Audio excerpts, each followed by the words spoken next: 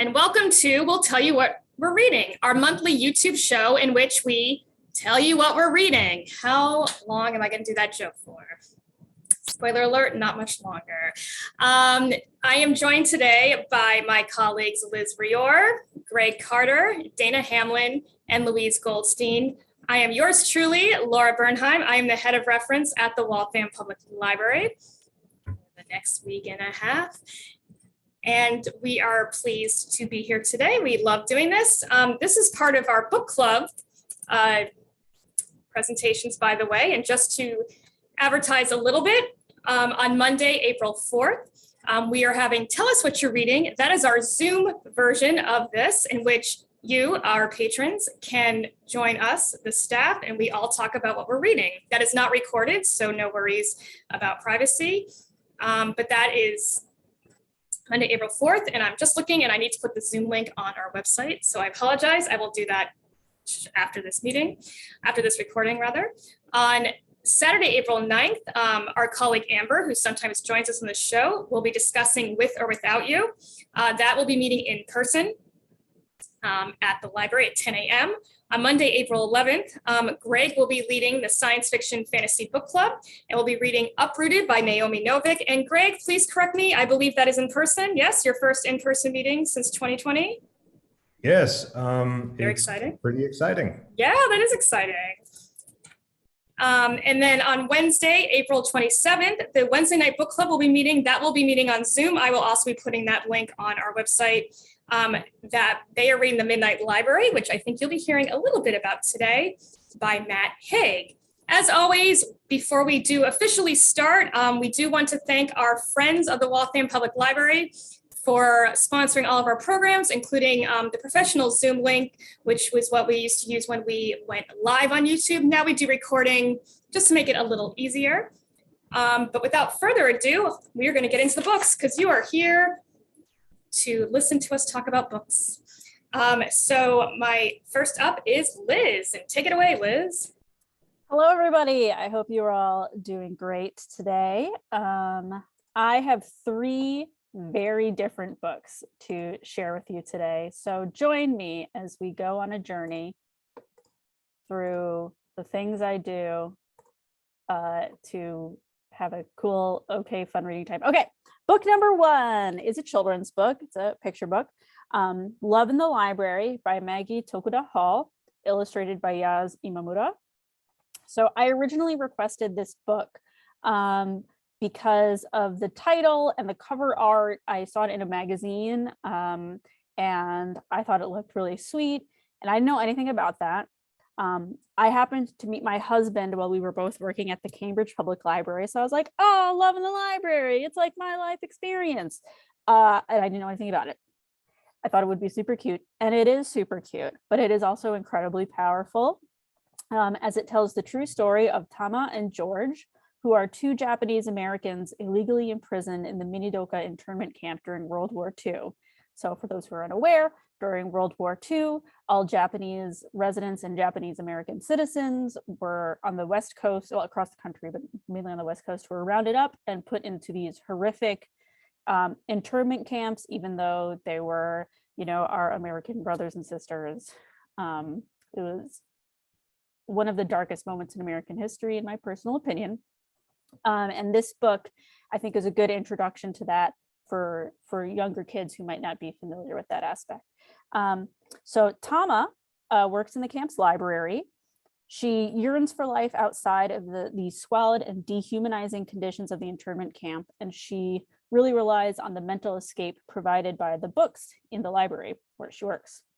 She feels grief for the life that she used to have and doesn't have much hope for the future.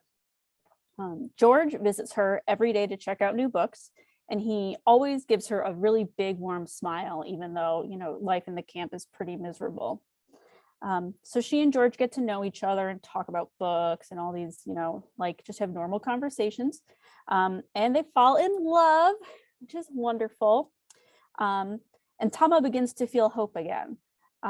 She realizes that finding love in a place like Minidoka is a miracle, and that even in the face of oppressive conditions, humans have this ability to create our own miracles by forming bonds with the people around us. It's a really beautiful book. The illustration is beautiful. I cannot recommend this book enough to anybody, like literally anyone who's a human entity with a pulse. Please read this book. It's really wonderful. My next book, we went from like kind of heartwarming to like, oh my gosh, life is terrifying. This book, The Doomsday Mother, by John Glatt. So this is a nonfiction book about the murders of Tylee Ryan, J.J. Vallow, and Tammy Daybell in the year 2019. These murders were orchestrated by Lori Vallow Daybell and Chad Daybell. Tylee and JJ were Lori's children, and Tammy was Chad's first wife. This is a pretty standard true crime book. It's not written particularly well. I read it because I had been listening to a podcast that sort of talked about this particular contemporary true crime case. And I knew that it sort of revolved around a fringe Church of Jesus Christ of Latter-day Saints doomsday cult headed by Chad Daybell. And that was like, I for whatever reason, enjoy reading about doomsday cults. So that's on me. If you have small children, this is like definitely not the book for you. So influenced by Daybell, Lori Vallow orchestrated the murder of 2 of her 3 children, believing them to be zombies possessed by dark spirits. Tammy, Daybell's first wife, and Charles Vallow, Lori's ex-husband, also died under very mysterious circumstances. Like they weren't officially like murdered by these individuals, but like it seems very convenient that they both died like a week or 2 before Lori and Chad got married. Would I recommend this book? Only if you're a fan of contemporary true crime and or fringe religious groups. Otherwise, it is a very bleak and frustrating tale of a parent who fails her children in the ultimate way. And nothing like reading a book about a parent that kills their children to make you really appreciate your own parents who haven't killed you yet. So shout out to my mom and dad. Love you guys. And my last book is like on the whole other end of the spectrum. It's Pearls of Wisdom by M.E. Pearl and Georgette Spelvin, Advice from a Dead Squirrel Who Knows Everything. So full disclosure, I haven't actually read this book yet. I just got it. But if you know me, and I feel like all of you do know me because we are friends now, you know that I am obsessed with opossums, like unhealthily obsessed. My desk has an opossum corner. My stationery has opossums on it. I have an opossum tattoo. I just like love those little goofballs. And part of that obsession has been watching the delightful videos of YouTube personality Georgette Spelvin as she interprets the messages of Pearl, a deceased squirrel who speaks from beyond the grave. Georgette also cares for injured opossums and frequently features them in her videos. So like, what is this book? Well, I haven't read it, but I'm going to read you a little bit about the description from Amazon. So this book is divided into 5 sections with titles such as Proper Possum Care and The Spirituality of Squirrel. Pearl is a dead squirrel who knows everything. With the aid of her earthly mouthpiece, Georgette Spelvin, Pearl has been sharing her psychic wisdom with her human disciples for years, delving into topics as varied and complex as love, money, work, health, and etiquette. Once hidden in the delightful corners of the internet for the candiest lurkers, aka this guy here, me, and most sacred seekers on the website mepearl.com, check it out. Pearl's cosmology now comes to life in print for the first time ever, revealing for the masses the secret for everlasting happiness, in addition to a newly unearthed trove of Pearl's bewitching, incisive, and illuminating advice that makes sense of every ancient and current mystery. I'm really excited for the chapters specific to opossums, obviously, but I also I'm taking a very long train trip next week, and I'm going to bring this with me just so that I have something delightful to distract me from an uncomfortable seat. So those are my books all over the place, but I hope that if you like them, you check them out. And now my coworker Greg is going to go. Thank you for that, Liz.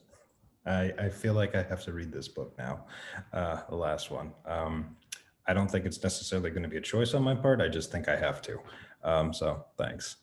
All right. So in case you don't know me, my name is Greg Carter, and I only have 2 books this time around, but I am intrigued to talk about them. So let's get this show on the road. Bear with me. Share screen. Here we go. And we're going to play from the start. Okay, so I have been reading 2 books about horror and fantasy, unsurprising to anybody who knows me. And the first book I'm going to be talking about is, it's technically a graphic novel. It's called Lock and Key by Joe Hill and illustrated by Gabriel Rodriguez. For those of you who don't know, Joe Hill is actually the son of Stephen King. While I would argue that he has definitely gone into like his own, definitely grown out of like the shadow of his father, there's definitely some inspirations to see from his work, especially here. So anyway, what Lock and Key is about focuses around this family called, the Locke family. They live in San Francisco, and they're pretty much a well-to-do family until a horrific home invasion occurs, in which their father dies, and in the scuffle, one of the house invaders is murdered or killed. This is all obviously very traumatic for everyone, and so the surviving members of the Locke family, the two sons, the daughter, and the mother of the deceased father, decide that this situation that they're in, like living in the house where a loved one was killed, isn't working for them. So they move across the country to good old Massachusetts, in the town of Lovecraft, Massachusetts. So, we're off to a good start right here. So they're living in, essentially, the house they move into is this like big, really spooky mansion. It's got a lot of like weird corridors, nooks and crannies. This clearly was built in like the 18th century. But if that's not enough, adjusting to this new life and coming to terms with past trauma and things like that, they discover that this house has like secrets. In particular, there are these artifacts that can be found throughout the house that are in the shape of a key. And each key kind of has like a magical power. One key can pretty much allow you to travel around as a ghost while your body kind of remains comatose and just see the world. Another key can pretty much unlock a door and allow you to go anywhere you want. Another key can pretty much remove like memories or parts of you that you don't like. So take, for example, the daughter. She's really obviously broken up about her dad dying and like obviously traumatized by having to hide while like his murderer was trying to find her. So she removes like her ability to feel like fear and sadness. Pretty cool. So now she's able to control her life, except that, not being able to feel fear or sadness also means that you don't necessarily understand the consequences of your actions, especially when you're a teenager. And it's just like all sorts of, it's a very weird, like fantastical, like adventure where these kids are just like having what I almost call like, it feels like a little bit influencing of Narnia, Neverland, and things like that. However, this is where the horror comes in. There is, in addition to all these like secrets, there is a well, and this well is talking to the youngest child, and it's promising this child all sorts of wonders and exciting adventures and things like that if it lets whoever is down in the well out. And that's where things take a dark turn. Who's down in the well? What connection they have to the family? Why did their father not like tell them about, hey, I have a house full of magical keys and apparently a monster living in a well? That I'm not going to ruin for you. You're going to have to find that out. But honestly, I really like this book. It is, or collection of books. It's this unique, interesting take, I think, of like a coming age story coming in through the 21st century. It is apparently has a Netflix series based off of it, and I've watched some of it.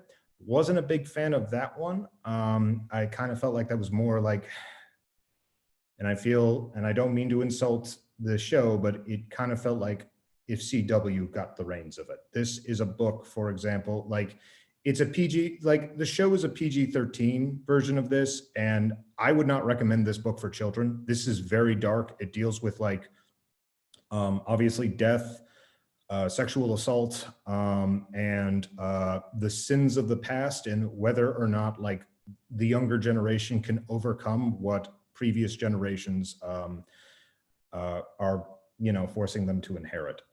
So I really liked it though. It's very weird, but I'm going to continue on reading it, and I hope that, and I hope I like what the ending reveals. All right, and now we're gonna go on, speaking of like Stephen King and such like that, I tried to reread the book It. Okay, caveat here. I, for the most part, like Stephen King. I think Stephen King has written some great books. His book, Salem Lot, is one of my favorite vampire stories of all time. Maybe my favorite. It is so cool and creepy and such like that. And I remember not liking this book when I read it, but I wanted to give it another shot, especially after the movie came out and people loved the first movie and then they didn't like the second. And I tried to read it, and I'm sorry, I did not like it. This is a book that has a lot of, in my humble opinion, has a lot of good ideas, and it really needed an editor. It's over 1,000 pages long to tell this story that, oh yeah, I even forgot to mention what the plot was about. So, which focuses on this like group of kids that when they were young encountered like a monster living in their town. And this monster is like it, or Pennywise, or whatever you want to call it, is this thing that is able to assume the form of whatever you're afraid of most, and then it kills you and essentially eats you and feeds off of your fear. So these kids kind of essentially had to deal with this thing and triumphed over it and supposedly killed it.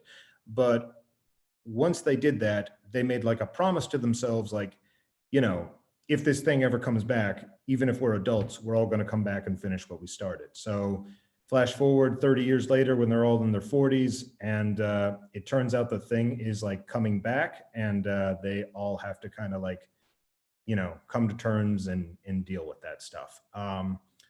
So again, this is like a premise that I usually like. I really like, you know, I guess, I don't know what it is about me, but I guess I do. I like, you know, coming of age stories also mixed with like parents trying to come over their past traumas, and also there's monsters involved. I guess that's like just themes that I find interesting. Unfortunately, I just did not find it done really well here. There is this, I thought this book was a lot scarier when I was young, but reading it now, it just didn't like hit for me. The scariest part about this book is that one of the kids grows up to be a librarian, and he's just like secluded himself in like isolation and doesn't have a life anymore. And I'm like, well, that hits a little bit too close to home. I don't really care for that. Thank you very much. Yeah, there's also a lot of parts about this story that, especially near the end, that just kind of creeps me out, and not in a good way. Yeah, I'm sorry if you're going to read like I wish I had more to say about this, but honestly, I don't really see what the big deal about this book is. There's plenty of other wonderful Stephen King books out there that I would recommend, but I can't recommend this one. But then again, you know, he's a multimillionaire and I'm not, so maybe I'm totally wrong. In any case, I am done. Thank you so much for my ramble, and I am going to turn it over to my colleague, Dana. Hello, thanks, Greg. I just want to start mine with a little caveat that I have not finished a book in quite a while, and I'm a little bit scattered when it comes to books right now because I have two small children at home and I have no time, and my brain is everywhere. So this is probably my least interesting tell you what I'm reading, but we're going to give it a go. So let's see. Pardon me one moment. Let's start this. Great. So the first book is Once Upon a Wardrobe by Patty Callahan. I was checking in some books at the library, and this was a recent return, and it caught my eye. I was like, oh, this looks like Oxford, Once Upon a Wardrobe, sounds like Narnia, right up my alley, all of these things. Couldn't wait to start reading it, started it, and I was really disappointed right away. I really, really, really want to like it. The dialogue seems very stilted, very forced. The descriptions are nice, if a little bit flowery, and they kind of go on a bit. It's renewed itself 2 times. I'm on my last renewal. It's almost due, and I'm still holding on to it because I still want to like it, but I also keep checking out books and I can't stop myself. So anyway, this book is about a young woman who's at Oxford, very science and math minded. Her younger brother at home is sick, and he's read this new book, The Lion, the Witch, and the Wardrobe. This is back in the 50s. And he's like, the guy who wrote this book teaches at your school. I really want to know, like, where did the idea for Narnia come from? Can you talk to this professor? And that's about as far as I got. Apparently the main character meets with C.S. Lewis at some point. That's kind of all I know. Like I said, I really want to like it, but my problem right now is I am working at a public library where I see wonderful books every day, and I can't stop checking them out and starting them and then not finishing them. So we'll see. Maybe I'll come back to this one someday. This is another one that I started and have not finished yet, The Blood Covenant by Chris Nixon. This one caught my eye again by its description. It takes place in Leeds in the early 1800s up in Yorkshire, and involves the mills that were starting to come up with the Industrial Revolution. And some of my family on my mom's side would have been working in these very mills. So I was like, ooh, cool. Like, this is my roots. Let's read about it. It's a mystery. I've been very into mysteries and thrillers lately, but this one just has not grabbed me. And again, I still have it at home. It's still in my book stack on my bedside table because I really want to like it. But I just cannot focus on any of these books. I'm not even 100% sure what this one's about. There's a man who's a thief taker, which means he gets hired to chase down people who've stolen stuff just to get back the stolen goods. And he gets involved with this guy who owns these mills, and that's all I know so far. Still kind of want to like it, but still not sure.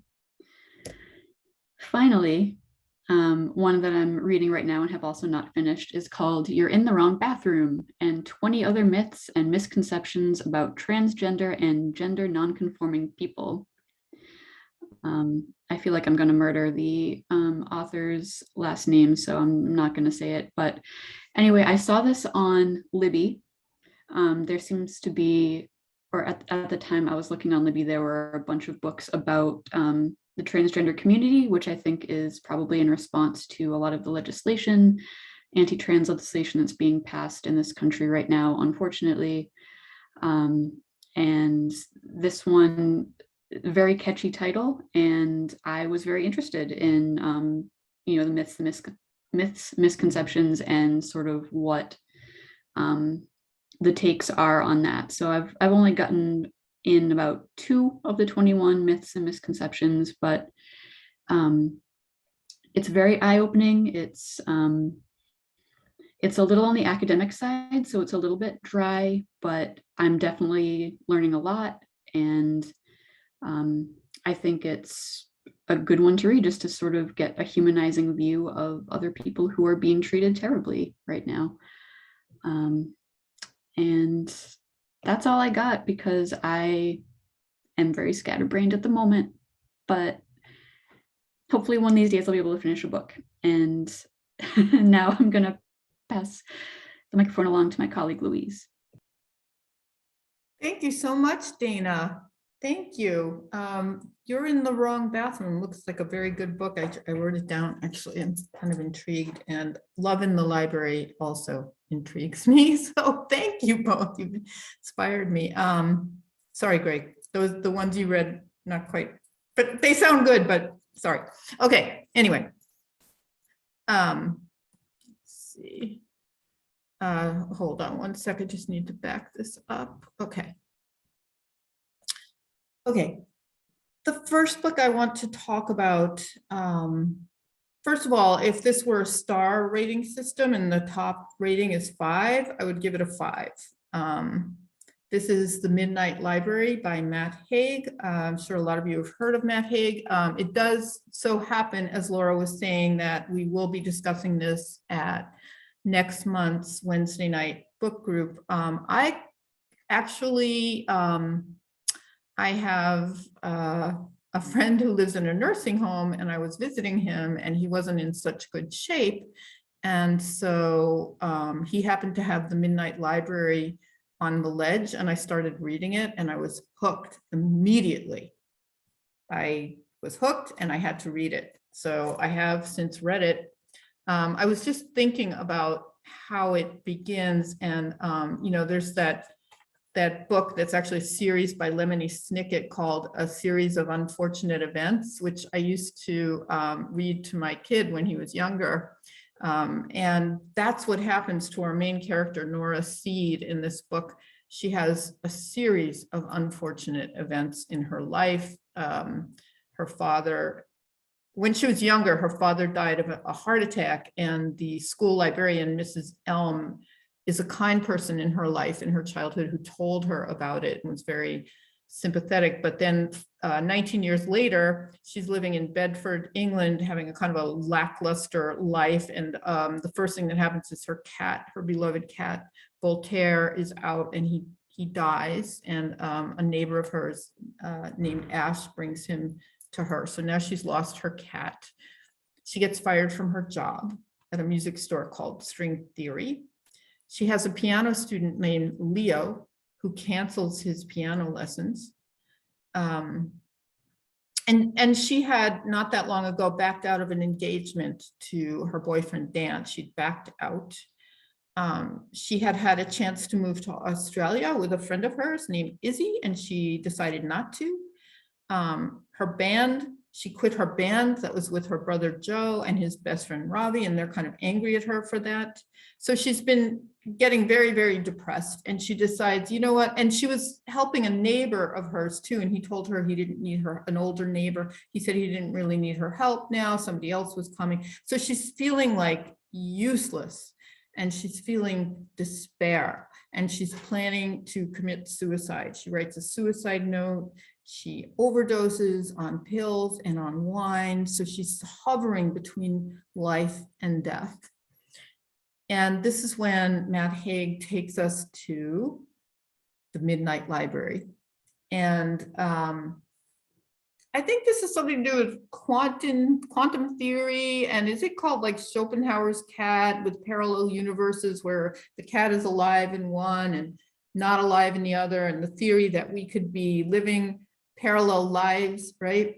So Nora has all of these regrets, as we all have regrets in life, like, right? Like I could have married this one, or, you know, whatever it might have been, or maybe I should have taken that job, or why didn't I move to blah, blah, blah. Well, she's got her regrets about all of the things I just mentioned. And magically, she finds herself in this place, the Midnight Library, and Mrs. Elm, the sympathetic librarian, seems to be there. And there are all of these books. And one of the books is her book of regrets, but some of the other books show other possible ways her life could have turned out. Wouldn't that be amazing to have this chance to see, like, if I had married this one, here's how it would have come out, or if I had done that. And so she learns a lot and I don't want to say anymore. I don't want to like spoil the book for you, but it's fabulous. It's so creative and so relatable, I think, to anybody who's human, maybe even cats, and dogs, and opossums for that matter, and even squirrels. So the next book I wanted to talk about is actually somebody I know who comes into the library recommended this book. She was just about to read it and I took out a copy and I am so glad I did. I'm not quite finished with this book. Where'd You Go, Bernadette? What a fun book. It's taking place in contemporary Seattle, and the most colorful character in this book is Bernadette Fox, who seems like she grew up kind of in the upper stratums of society, and she became an architect at a time when there really weren't too many women architects, and she was rather brilliant but very quirky. She's a very quirky character. If there's one thing I love, it's well-developed quirky characters, and we've got that in Bernadette. Very quirky and kind of unpredictable. And she had designed, her focus on design is like to design with not just green, but with materials that are located close by, nothing imported, nothing mailed out from anywhere. And she had designed this house called 20 Mile House. It was going to be for her and her young husband to move into, but something awful happened. I'm not going to tell you what it was, so that you read this. But her husband, meantime, works at Microsoft, and they have a beautiful daughter named Bee, and Bee is delightful. She's delightful. But Bernadette had had a series of miscarriages. Unfortunately, Bee survives, but she had a terrible heart condition. She had to go a number of surgeries when she was a baby, but she's okay. And they have her in this school, a private school, and the neighbor, Audrey Griffin, is somebody you will love to hate. At least I love to hate her. She's awful. And on the other hand, Bernadette's kind of crazy, and she has all these blackberry brambles all through her yard. They're sort of easing into her neighbor's yard. And oh, by the way, I just want to say about the structure of this book. It's kind of an epistolary novel. You're reading about it through many different characters writing letters to each other. Very entertaining, lots of interesting mixes of characters. There's a crisis going on with Bernadette, and it's affecting her marriage and her family. They're supposed to go to Antarctica because it's sort of a present for their daughter for doing well. Bernadette's terrified to go to Antarctica. She's been kind of quirky. She's been ordering everything to help plan the trip for Antarctica, and pretty much everything in her life through this virtual assistant, she thinks, in India, she thinks, but it turns out to be something else. And I don't want to give it away. Very entertaining, very creative, great development of characters, particularly Bernadette, so intriguing. And I kind of loved her, love her. I still love her, and I'm still reading the book. And my last book is called Saving Alex. Yes, I just to echo a little bit about what Dana is saying, this, in the times we're living in, you know, this is even more touching than it might have. Well, it's at any time, this is a moving, very moving book. By the way, another good book on the subject of somebody, this is a book about somebody who's gay, who's living in a culture where you're not supposed to be gay, and they want to sort of like pray away you're gay, right? Which is, to me, always kind of horrifying. But we had read a book in our initiating inspiration book group also a few years back called Boy Erased by Gerard Conley, which was also made into a film. And that's an excellent book about the subject too. In this case, Alex is being raised Mormon, and she's kind of a spunky kid, kind of likable, spunky kid. And her parents, you know, they believe that if you're gay, you're not going to get to be united with your family in heaven. And when Alex tells her parents that she's gay, they ambush her and they tell her that they need her to go live with her grandmother. They live in LA and they drive her to Utah where the grandparents live, but they ambush her and this other couple takes her and they're very abusive, horrible, horrible what they do to her and other kids in their care. It's just horrible. I mean, they make her stand against the wall for hours on end with a backpack weighted down with rocks to show her the weight of her sin of wanting to be gay. And so it's just disgusting. And the good news is she finally, at some point, they let her go to the high school and she meets a boy who's gay and a teacher who's sympathetic. And she ends up getting a lawyer. And this is all a true story, a lawyer who works pro bono to get her out of this nightmare. It's a very compelling book. I really liked it. And I also, again, recommend Boy Erased as well, a similar book, both very well told and both hopeful. And with that, I am going to pass this to my esteemed colleague, Laura. Thank you, Louise. I'm actually going to, I am going to get to my books definitely, but I'm just going to tell it for a second. Both Liz and Greg need to cover the desk, and I know they both have TV shows to share. So I was thinking, actually, Liz and Greg, if you're okay doing it now, why don't you both share the shows? Liz, if you want to go first, because I really want to hear Liz talk about hers especially. And then I will do my books afterwards. This way, it will guarantee you get to go, and it will also guarantee you get to your desk shifts on time. Okay, all right. So the program I'm going to talk about, I discovered because last week, being a creature of grace and just like being a professionally trained dancer, I fell down a flight of stairs and I couldn't really walk for a little bit. So I spent a lot of time on the couch and I just wanted to watch something light and airy and silly. And so I'm flipping through Netflix and there's this show that now has gone viral, I think, called Is It Cake? And it's hosted by Mikey Day from Saturday Night Live. And it is about bakers who specialize in making cakes that look like real objects. And then a panel of judges has to guess which object is cake and which object is the real object. So like, for example, is this a plate of tacos or is this a plate of cake disguised to look like tacos? I didn't binge the whole series because even though it is very like light and fun, it was almost too sweet for me to have a whole lot of it. I have to break it up into chunks, but super goofy, really enjoyed it. We'll probably watch more of it this weekend. And it's so impressive to see people take cake and make it look like not cake. I don't know how to describe it properly. Like when I make a cake, it's like, well, this is kind of a circle and there's only a couple of hairs in it. So good luck.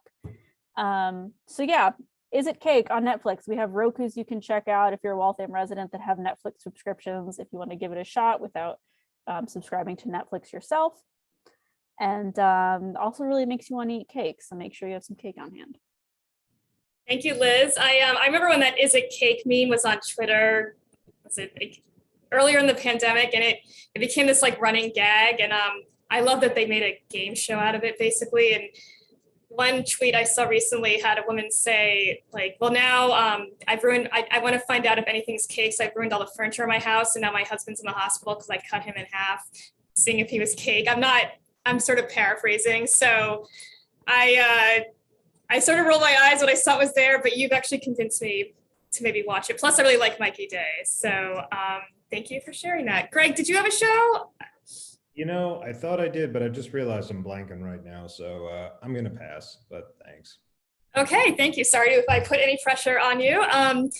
So with that, I'm going to share my titles and then Louise and Dana, if you want to share some movies or TV shows, we can go into our discussion of that after. So here we go. So A Princess in Theory, The Reluctant Royals by Alyssa Cole. I'm sure you're shocked to find out that there's gambling in here. I mean, to find out that I'm reading a romance novel. Alyssa Cole is a very, oh, spoiler alert, sorry. It's not live, but it's like live. There we go. Anyway, I already made my Casablanca joke. I won't do it again. Alyssa Cole, very prolific and wide-ranging author, writes a lot of romance as well as some thrillers, such as her recent bestseller, When No One Is Watching. One of her romances, An Extraordinary Union that takes place during the Civil War, has been on my list for a while now. A Princess in Theory is the story of Naledi Smith, the missing betrothed. You can't have a romance novel without the word betrothed in it. To Prince Thabiso of Desolo. No, that is not a real country. So you know those scam emails that we all get from supposed royalty saying that we're owed a fortune, or that we're owed a windfall from the IRS, or that we're getting arrested because of the IRS? What if it turns out one of them is real? Naledi starts receiving several of those types of emails, specifically telling her that she is the intended to a prince. Naledi, being a savvy internet user, as she should be, deletes them, which is the smart thing to do most of the time. But turns out she really is the intended for the prince. What is a prince to do when those emails are getting ignored? Well, he comes to the United States and pretends to be a commoner. And then he meets Naledi, and well, I'm just into this book and I already know what's going to happen, even though I just started. The premise alone has every romance trope, and I am here for it. I can't wait to get further into this. Even the little bit I've read, I can really tell I'm going to like the main characters. I also love the fact that Cole has taken one of the most annoying email and internet trends, and it's used it as a plot device. All that being said, I feel as a public service announcement, I should just remind you that those emails are always fake, and that our main character's first instincts were correct. So please do not give out your bank card PIN or your social security number, or click on mysterious links in the hopes that you really are connected or betrothed to royalty, because no offense, you aren't.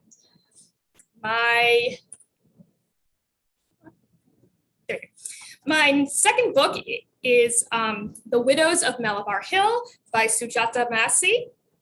You shouldn't judge a book by its cover, but I have to admit, I was very drawn to this book because of the cover. I always judge books by their cover. Actual books, I don't judge other things by like why that expression exists, but actual books I do judge by their cover. I just find it very stunning. I also was drawn to the main character, Praveen Mistry, who was a lawyer in 1921 in India, and who must investigate a murder related to one of her clients. Her client, Omar Farid, has died and has left his fortune to his 3 widows. They, in turn, turned over all of their inherited money to charity despite not having any other income.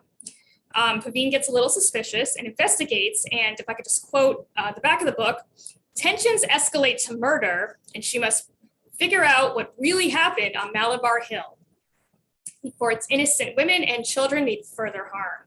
Sounds very intriguing. I love books with strong women, especially historical ones, and historical books about women that don't necessarily take place in Western Europe or the US. This is part of a series, the 3rd of which was released less than a year ago, and I'm looking forward to getting to know Praveen and her world.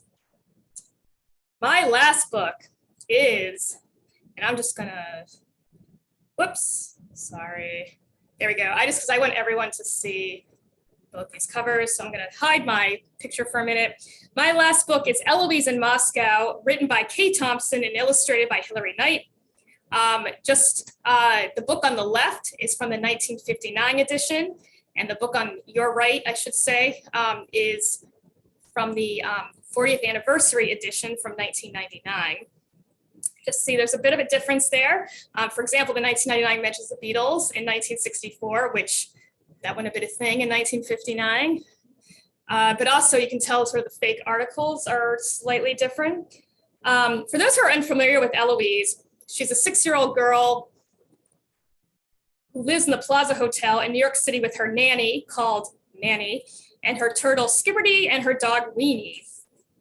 She's the protagonist of a picture book simply called Eloise, about her exploits in the Plaza Hotel. I devoured and adored Eloise as a child. When I was in upper elementary school, my Bernheim grandparents took me to the Plaza's Palm Court because I loved Eloise so much. And I proceeded to order a dish of raspberries, which cost $9, which in 1985 dollars would be $24 in today, which actually isn't as bad as I thought it would be. That was like the talk of our family that I ordered $9 raspberries. Well, most people are very familiar with the original Eloise book. I think not everyone may be aware that Thompson and her collaborator, illustrator Hilary Knight, actually worked on a set of sequels. In addition to Eloise in Moscow, they also wrote Eloise in Paris and Eloise at Christmas Time. This could be the reason maybe you're not familiar with these titles is the very eccentric Thompson decided to take the sequels out of print for a variety of reasons. With the exception of Eloise in Paris, which was pretty easy to get from the library when I was a child, the other two were very hard to track down. After Thompson passed away, the sequels were brought back in print and several Eloise fans were introduced to the sequels for the first time. As a result, I, again, a devout Eloise fan, I did not read Eloise in Moscow for the first time until I was in my 20s. And it was about 8 years after the fall of the Soviet Union. The little history of the book itself, it was first written in 1959, as I mentioned earlier, during the height of the Cold War and the Red Scare. Dwight Eisenhower was in office in the US and Khrushchev was in power in the Soviet Union, Nikita Khrushchev. Thompson and Knight actually traveled to the USSR to research the book. And I had recalled from when I read it over 20 years ago that it definitely showed that they did their research. Having not read it, however, since its re-release in the late 90s, I decided to revisit it recently because I've been thinking a lot more about the Cold War since it ended.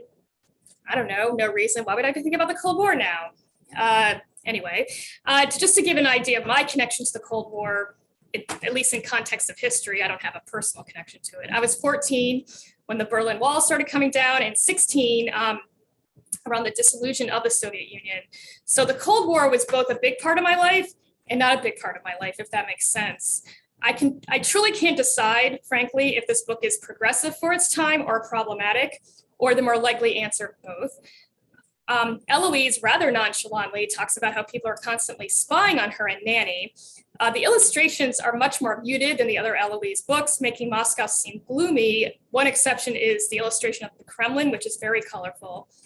On the other hand, the written and illustrated detail about the sites detailing the beauty of the city was probably unheard of for any popular media about Moscow or anywhere in the Soviet Union in the late 1950s. Also, Eloise seems to hold no ill will, towards the man who's been spying on her for the majority of the book, and they actually part on friendly terms at the end of the book.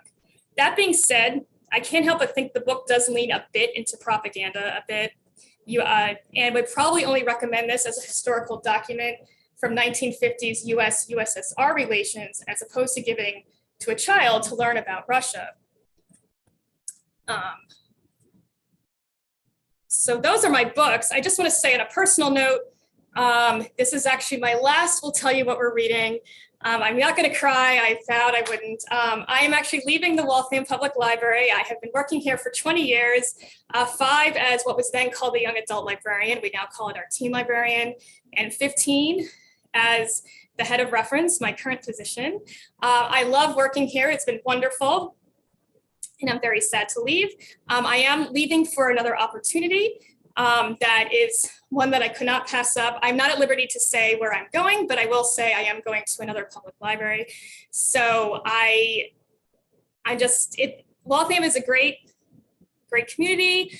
I love all my coworkers. I've been very lucky to work for 3 wonderful directors here, and my colleagues, both on this call and for those you haven't met. I will truly miss all of you, and I will miss doing this. This was a lot of fun. Liz will take over emceeing this program, and I definitely will be looking forward to watching it myself and writing in the comments. So I did just want to share that with all of you. And look, I didn't cry. I'm very proud of myself. So in terms of that being said, Dana and Louise, I have a couple TV shows I would like to talk about, but I don't know if either of you do. And I'm going to change us to gallery view. Dana or Louise, do any of you have? I have one. Go ahead. So actually I went to the movies for the first time since the pandemic. And I saw Death on the Nile, based on the Agatha Christie novel. And I loved it. I absolutely loved it. I loved the Hercule Poirot interpretation. They actually added some new information. I think they made it up, and I liked it, and I liked that it was, on the big screen. I don't think I've ever seen an Agatha Christie on the big screen.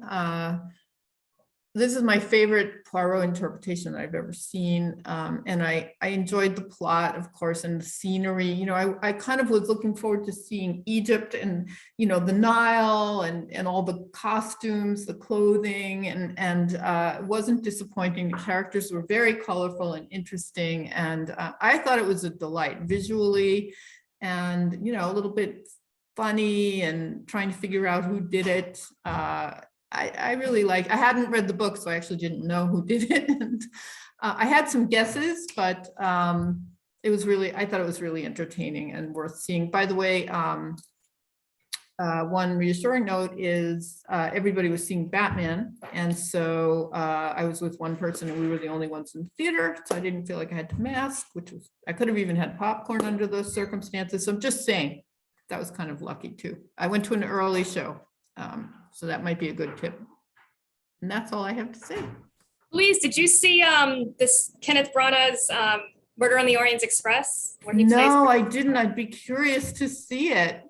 I liked it. I mean, I definitely know the Albert Finney edition, which is probably the most famous screen version of that. I know PBS, I'm forgetting his name now, the man who played Hercule Poirot on, in England, and then we saw it on PBS. It's probably, but the Albert Finney one is so well known. But I thought the Kenneth Branagh one was pretty good. It was, I've been curious about Death in the Nile because I did enjoy that interpretation. So, but yeah, you might enjoy that since you like Death in the Nile.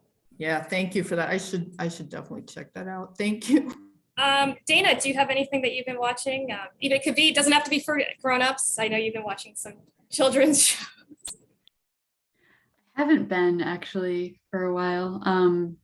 I did, let's see, I started Abbot Elementary. I've been hearing, I think you are one of the people who recommended it very highly. I've heard some really cool things on the radio about the creator and cool things that they've done. And I've only watched the pilot so far, but I am very excited to watch the rest.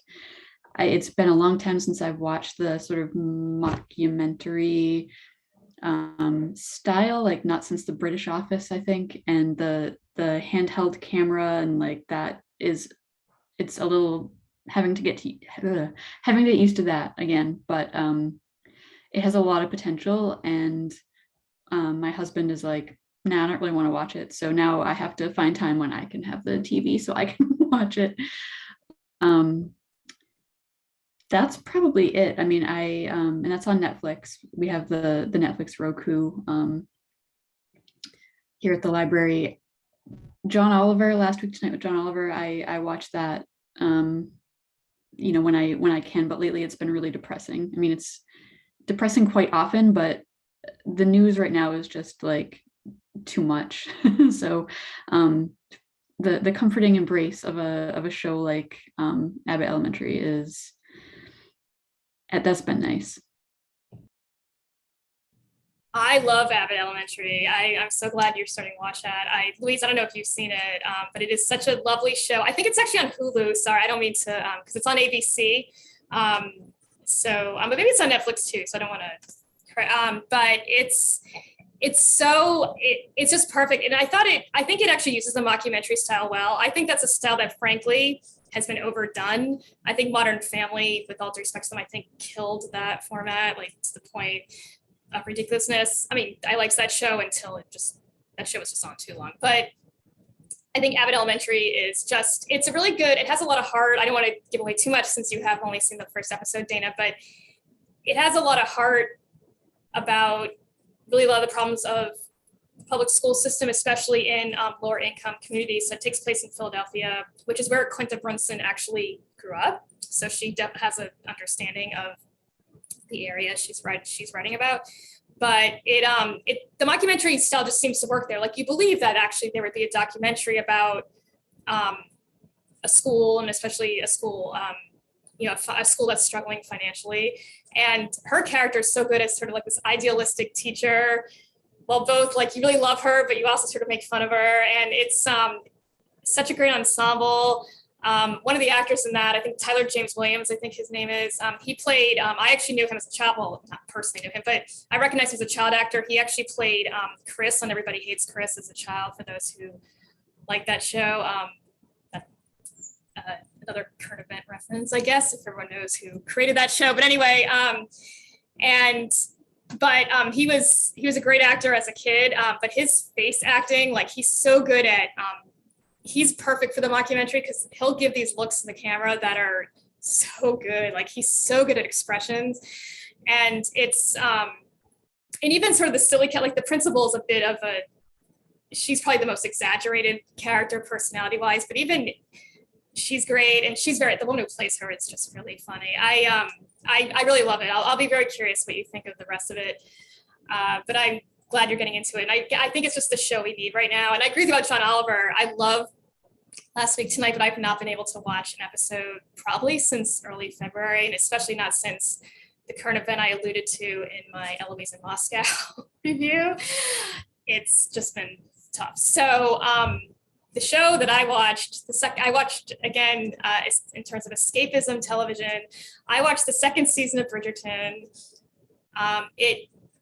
That's on Netflix. It debuted, the whole season debuted at once, all 8 episodes.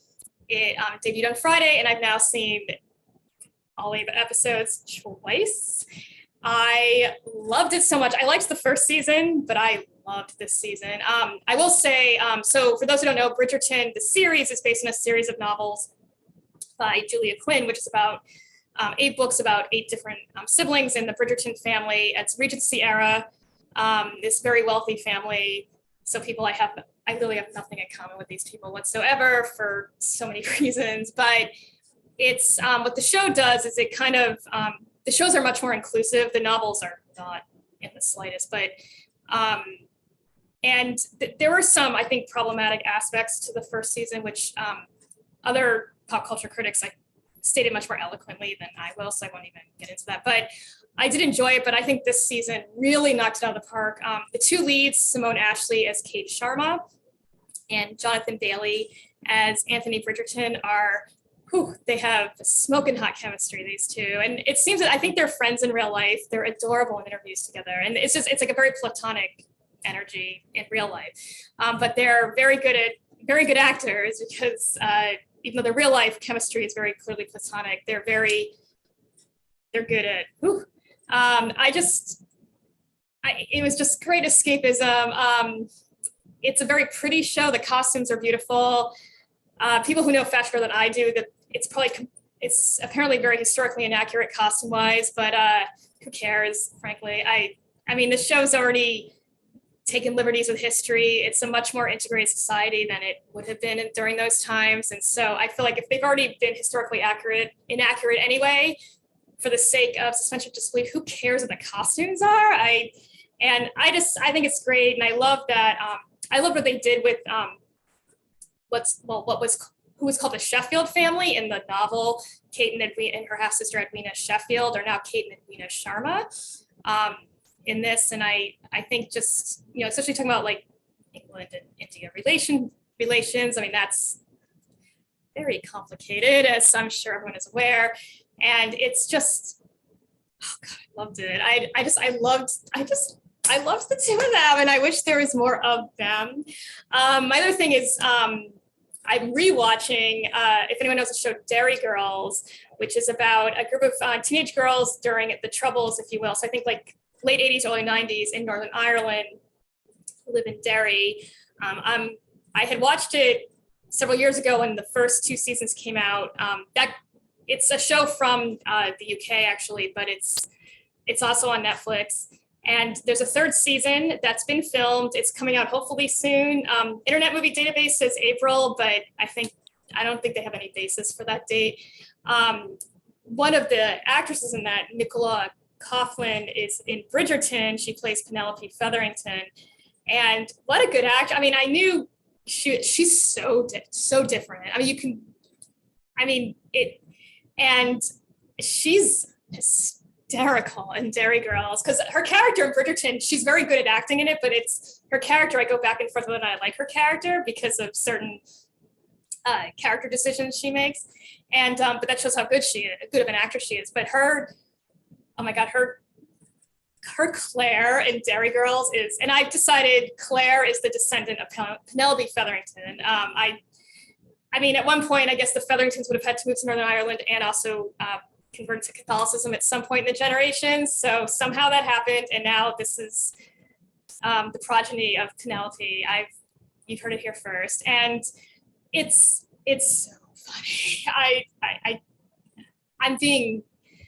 I'm not describing it well, but if you just want to laugh, especially, you know, kind of like the end of the Cold War, I also remember this was, you know, hearing about, you know, the IRA, growing up a lot, hearing about the IRA and a lot of the issues with Northern Ireland. I mean, we heard a lot about more Belfast, I think, when I was growing up, but it's so good. And there's this poor, one of the girls, she has a cousin, James, who's staying with her from England, and they go to so they're Catholic, and they go to a Catholic school, and everybody, including Sister Michael, the nun who runs the school, like all dislike him because he's British, and it's the way it's very, I don't know. I really enjoy it. So if you're looking for escapism, even though Dairy Girls, in the backdrop, there is like violence because of, well, again, what was called the troubles of the time, but it doesn't, I think because the show is a comedy, it's done well, that it doesn't depress you in the same way. And Abbot Elementary, again, also has some sad elements to it because, again, financial issues are brought up. And then Bridgerton, which is pure escapism, totally. Those are good. All three are great escapes for pretty much the last 2 years, I would say, or pretty much the whole world, right? The world has always had news. I think we're just probably absorbing it a little more, or maybe notice it a little more. But I think, you know, we've probably been untouched by a lot of the trouble in the world here. We're lucky enough that I think at least this group of people, certainly there are others that have been touched. But anything else before I close it out and we all say goodbye? So, all right, well, thank you all so much. And again, thank you. It's been a pleasure doing this. I've had a lot of fun. We started this in August of 2020 during the pandemic, and we're going to continue it. Even if the pandemic ends, won't that be nice when that happens? And it's been a pleasure. And yeah, please continue watching with these great group of people. I certainly will. And thank you all so much. Do the Zoom wave. Bye.